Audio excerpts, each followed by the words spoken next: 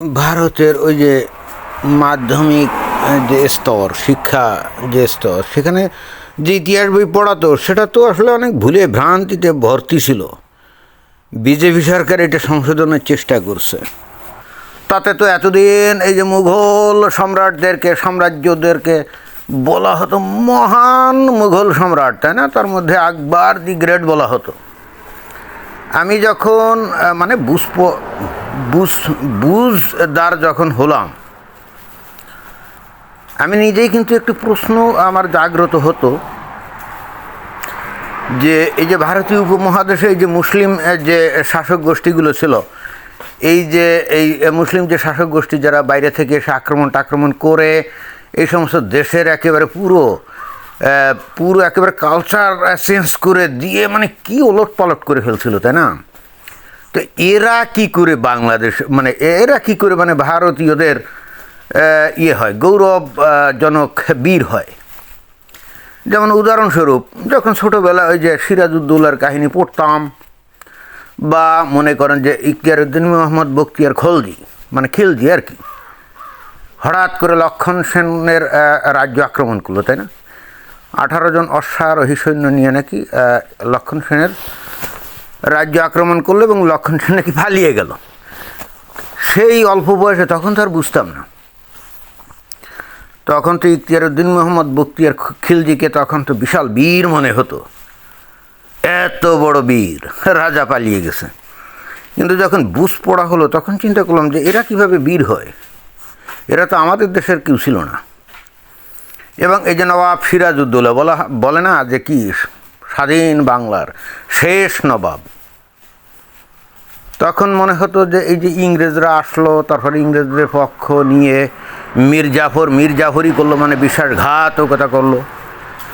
তারপরে এই নবাব সিরাজউদ্দৌলাকে কী করলো, পরাজিত করলো এবং ইংরেজ শাসন চালু হলো, রাইট? তো তখন মনে হতো আসলেই তো সিরাজউদ্দৌলা তো মহান একজন রাজা ছিল এই অঞ্চলে, রাইট? কিন্তু যখন একটু বুঝপড়া করার মতো বয়স হলো, তখন আমি চিন্তা করলাম, তখন আমার মনে এই প্রশ্নগুলো জাগ্রত হতো, সিরাজউদ্দৌলা কীভাবে এখানকার স্বাধীন নবাব, মানে সর্বশেষ স্বাধীন নবাব হয়? কারণ সিরাজউদ্দৌলার মাতৃভাষা তো বাংলাও ছিল না, ছিল ফার্সি। তো একজন ফার্সিভাষী লোক এসে বাংলাদেশে রাজাগিরি করতেছে, বাংলাদেশের অর্থাৎ বাংলাভাষী কোনো লোক রাজা না, তো সে আমাদের স্বাধীন নবাব হয় কেমন? এই প্রশ্নগুলো কিন্তু তখন আস্তে আস্তে মনের মধ্যে উত্থাপিত হতে শুরু করে এবং একটা পর্যায়ে এখন তো আমি বুঝি যে ঘটনাটা কী। কিন্তু এটাতে যথেষ্ট বিস্মিত হতাম যে আমাদের ধরেন বাংলাদেশ একটা মুসলিম প্রধান দেশ বা পাকিস্তান একটা মুসলিম প্রধান দেশ, তাদের কাছে এই মুসলমানরা হতে পারে মনে করেন যে বীর, তাদের কাছে ইখতিয়ারউদ্দিন মোহাম্মদ বখতিয়ার খিলজি হতে পারে বীর, তাদের কাছে এই সিরাজউদ্দৌলা হতে পারে শেষ নবাব।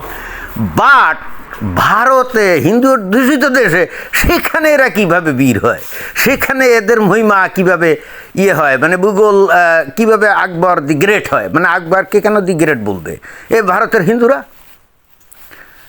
অথবা ওই যে বাবর যে আক্রমণ করলো সেই তাশকান্দ থেকে, তাই না? তাজিক, সে তো ছিল মনে হয় তাজিক। তো বাবর কিভাবে একজন বীর হয়, তারপরে হুমায়ুন কিভাবে বীর হয়, আকবর কিভাবে দি গ্রেট হয়, এরা তো কেউ ভারতীয় না, they are invaders, they invaded India, right? And they are outcomers, and they invaded and also enslaved the population of India's subcontinent. That means they extended their colonial empire in India, and that's why how is it possible that this time right now people of India can consider them as great emperors, the Mughal emperors? How?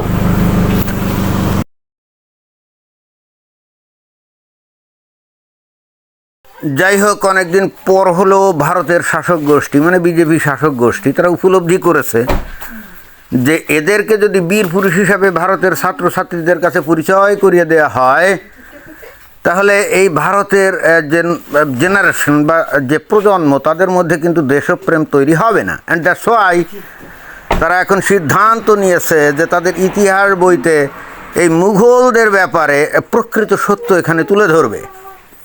তো তার মধ্যে এই যে অষ্টম শ্রেণীর একটি পাঠ্য বইয়ে বাবরকে বলা হয়েছে নির্দয় আক্রমণকারী এবং ঔরঙ্গজেবকে বলা হয়েছে মন্দির ধ্বংসকারী। মুঘল গৌরবের অধ্যায় শেষ।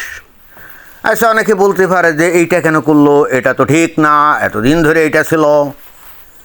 কিন্তু এতদিন ধরে তো মিথ্যা ছিল, এতদিন ধরে তো ভারতের ছাত্রছাত্রীদেরকে মিথ্যা শেখানো হতো। এটা বাংলাদেশ অথবা পাকিস্তানে যদি এইগুলা ঠিক মানে তাদেরকে বিশাল বীর মহানায়ক হিসেবে চিহ্নিত করে থাকে, দ্যাটস ওকে, তারা মুসলমান। এবং ঔরঙ্গজেব বলেন অথবা Babur, they are also Muslims and that's why they can feel themselves proud of Babur অথবা আওরঙ্গজেব, রাইট? বাট হিন্দুরা কেন সেটা মনে করবে?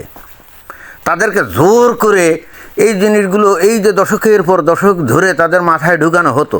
এবং এটাতে বেশ বিস্মিতও হতে হয় যে এরপরেও যে অতঃপর এই যে ভারতে হিন্দুত্ববাদী যে জাগরণ, এই সমস্ত পড়ার পরেও এই যে জাগরণ, এটা বিস্ময়কর। কারণ তারা তো শিখে আসছে এই বাবর ছিল একজন মহান বিজেতা, তাই না, বীর। আকবর ছিল গ্রেট, আওরঙ্গজেব ছিল একজন গ্রেট মুঘল এম্পায়ার। এইগুলো শিখে আসার পরেও at least eventually when they became matured, they understood that those histories are false, fake. And the true history is Akbar was nothing but a cruel attacker, right? And also Aurangzeb was the destroyer of Hindu temples. And that's the fact, historical fact. Babur কি আসলে নির্দয় আক্রমণকারী ছিল না? সে কি হাজার হাজার হিন্দুদেরকে হত্যা করে নাই? করছে তো। হুমায়ুন, সে কি হাজার হাজার হিন্দুদেরকে হত্যা করে নাই? করছে তো। আওরঙ্গজেব অথবা এই যে শাহজাহান, তারা কি হাজার হাজার লক্ষ লক্ষ হিন্দুদেরকে হত্যা করে নাই? করছে তো। দিল্লির রাজপথ রক্তে রঞ্জিত হয়ে গেছে কি? যায় নাই। কাদের রক্তে? হিন্দুদের রক্তে। তো হিন্দুরা তাদেরকে নিয়ে কীভাবে গৌরব করতে পারে? How is it possible? How funny? এটা কিন্তু আমি আবারও বারবার বলছি, এটা মুসলমানদের কাছে গৌরবের হতে পারে। কারণ মুসলমানরা তো আর ওই তাদের নিজস্ব কোনো কালচার তারা তো দেখে না। এই মুসলমানদের কাছে একমাত্র গ্রহণযোগ্য কালচার হলো কি? আরব কালচার, রাইট? অর্থাৎ একজন খাঁটি মুসলমান সেই হতে পারে, ধরেন যদি বাংলাদেশেও হয়, যে আরব কালচারকে গ্রহণ করবে, হি ইজ দ্য পারফেক্ট মুসলিম। অর্থাৎ মুসলমানরা এই বাবর অথবা আকবর অথবা ঔরঙ্গজেব অথবা শাহজাহান অথবা তাজমহল এইসব নিয়ে গর্ব অহংকার করতে পারে। বাট হিন্দুরা যারা নাকি অরিজিনাল অধিবাসী এই ভারতের, তারা তো এদের নিয়ে গর্ব অহংকার করতে পারে না। অথচ এই জিনিসগুলোই কিন্তু ইতিহাসের পাতায় ছিল। এই গত 80 বছর ধরেই এই লিগ্যাসিটা তারা বহন করছে। কি ভয়ঙ্কর ব্যাপার, তাই না? কি ভয়ঙ্কর ব্যাপার। অবশেষে এই বিজেপি সরকার এগুলো চেঞ্জ করছে। আমার তো মনে হয় যে প্রকৃতি ইতিহাসটা তারা এখন তুলে ধরছে, তাই না? এবং এটাই তো হওয়া উচিত, এটাই হওয়া উচিত।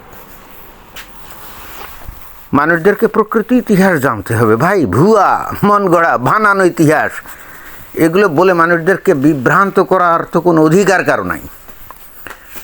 হজরত মুহাম্মদ নবী, তাই না?